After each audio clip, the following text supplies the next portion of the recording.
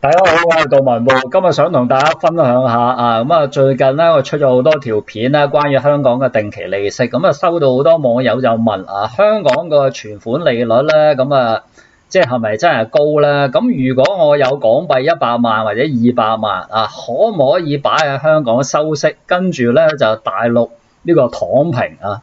因為大陸嘅利率太低啦啊！今日咧我就想回答呢位網友嘅問題，亦都係好多網友心中嘅疑問。咁如果我有100萬港紙啊，可唔可以大陸躺平咧？咁其實我喺2年前啊，大家睇到2023年嘅3月2號咧，咁我就曾經出咗條片嘅，就係講一個基金，我哋聽下當時我點樣講啦。好，今天是2023年的3月23號，這裡是道文部的頻道。昨天晚上呢，美聯儲又加息了1/4厘，也就是證明美聯儲還是要面對高通脹的壓力之下繼續加息。那在這個大環境之下，我們普通人如何可以獲得一些被動收入？今天就跟大家介紹一支高利息的基金，代號是 GOF， 它的全名是這個 Guggenheim Strategic Opportunity Fund。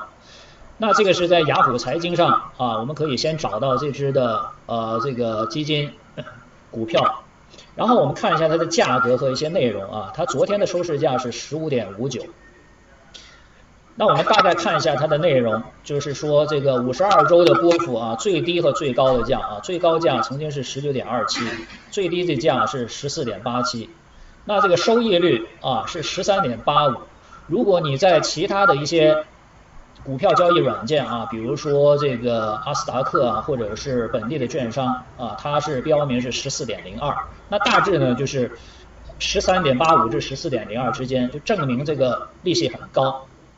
好啦，嗱，當時咧我就分析過呢個股票啊，咁我哋今時今日咧再嚟睇一睇呢個股票係咪仍然買得過啦？如果我用100萬嘅港紙買咗之後，係咪可以月月有息收咧？嗱，呢個代號 GOF 我頭先講咗啦，今時今日嘅股價咧就係14個4毫6嘅嚇。咁我哋可以再睇一睇佢個走勢啦。由呢個佢上市大概係2007年啊，當時嘅上市價大概係20蚊左右啊。最高峰咧曾經升到去23蚊美金左右啊。最低咧曾經跌到去9個1毫半左右啊。而家個價咧就係14個4毫6。如果以而家嘅價錢買啊，即係100萬港紙買，咁我陣間會幫大家詳細計一計咧。100萬港紙買咗呢隻之後咧，係咪可以月月收息同埋呢個嘅攞到幾錢嘅呢個開支啊現金？咁我哋可以先嚟到佢個官網睇一睇佢個基本資料。大家見到咧，佢個中文譯名就係古根漢姆戰略機會基金啊，佢係一個封閉式嘅基金。咩為之封閉式嘅基金咧？大家可以睇翻我之前嗰條片，我有詳細有講到啊。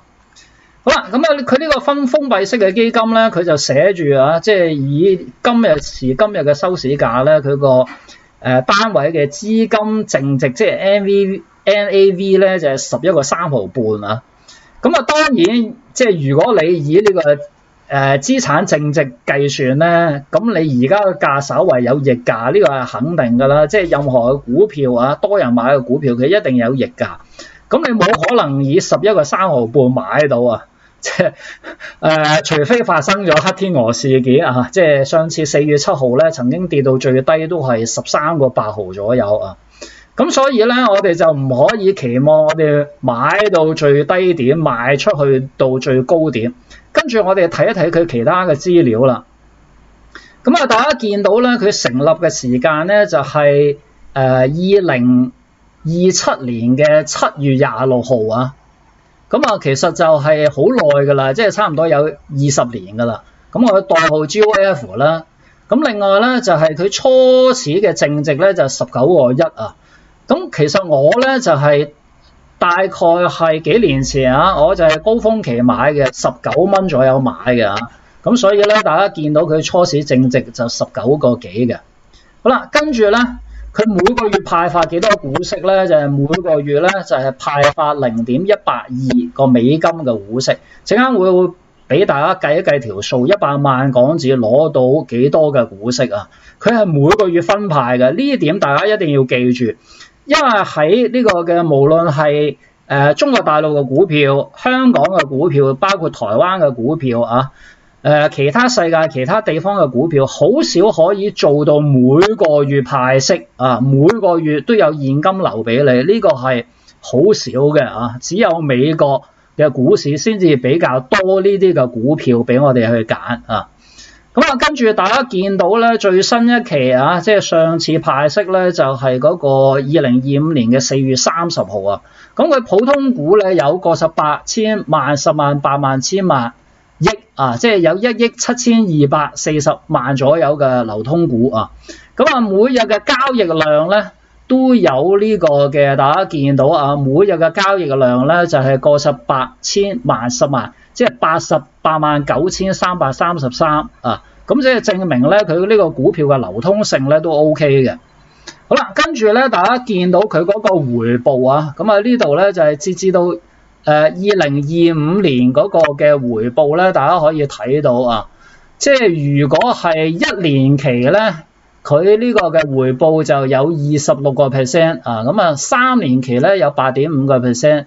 5年期咧就有15.2% 啊，10年期咧就係9.96%，即係換言之啊，即係由佢2007年7月20號成立到而家，佢平均嘅股息率咧大概有11% 啊。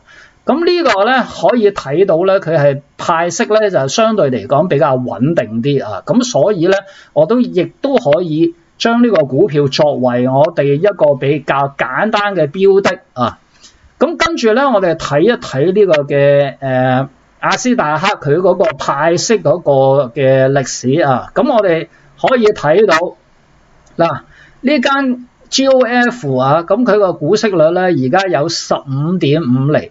就算扣咗嗰個股息稅啊，即係美國個股票派息都要收稅噶嘛，啊，即係30%，扣咗股息稅之後咧，仍然有大概12厘左右啊，即係非常之好嘅標的啦。咁啊，大家見到咧，美股平均嘅收益率只有3厘幾啫嘛，咁啊呢個行業嘅收益率咧就係8點幾啊，咁啊即係換言之咧 ，GOF 呢個收益率15.11，算係比較高嘅標的啦。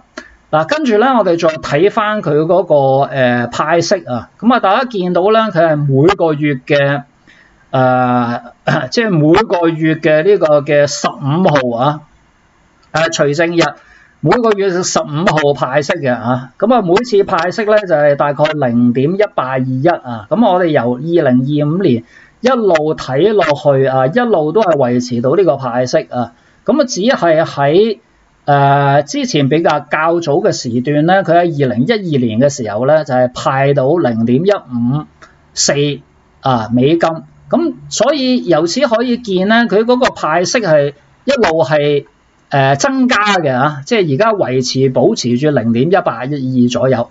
跟住咧，我哋就計一計啊，嗱，假設你有100萬嘅港紙，咁我哋先梗係要換翻成美金啦，咁啊而家港紙換美金係大概7.76啊。咁我哋就係換到12,865.97個美金。好啦，跟住咧，我哋可以買幾多股咧 ？GOF 咧，咁我哋可以除翻呢個15蚊啊，即係以假設係15蚊股價為標準啦。咁你可以買到8,591股呢個 GOF。好啦，跟住咧，你買咗之後咧。咁就係我乘翻呢個派息啊嘛，咁啊一股咧就係派0.182係咪？好啦，咁即係換言之咧，我一個月咧就可以攞到1563啊，咁啊當然呢個仲未扣股息稅嘅，咁如果扣埋股息稅，咁佢係3成啊嘛，咁我哋就乘翻0.7啊，咁即係換言之咧，你可以攞到1094.5個美金啊，即係一個月啊，即係扣晒所有嘅稅項之後，實際入你個袋啊。咁我哋乘翻就港紙咧，就係幾多咧？7.76。好啦，乘翻港紙咧，你一個月咧就係攞到8,493港紙啊，呢個係港紙。咁啊，完全夠你一個人喺大陸躺平嘅。咁咁啊，當然今日只係一個分享啊。咁啊，如果你想揾其他嘅有冇類似嘅呢啲嘅股票啊或者債券咧，大家可以訂閱我嘅 Patreon 啊。咁我嘅 Patreon 咧，大家可以參考我2025年4月嘅資產組合啊，睇一睇咧，到底如果我有100萬港紙咧，咁啊可以一個月啊，即係喺低風險嘅情況之下咧，可以攞到幾錢嘅收入啊。咁啊，最後做翻免責聲明啦，呢個不構成嘅任何建議，只係教育同埋娛樂分享。好，咁啊歡迎大家留言啊，咁我哋下次見，拜拜。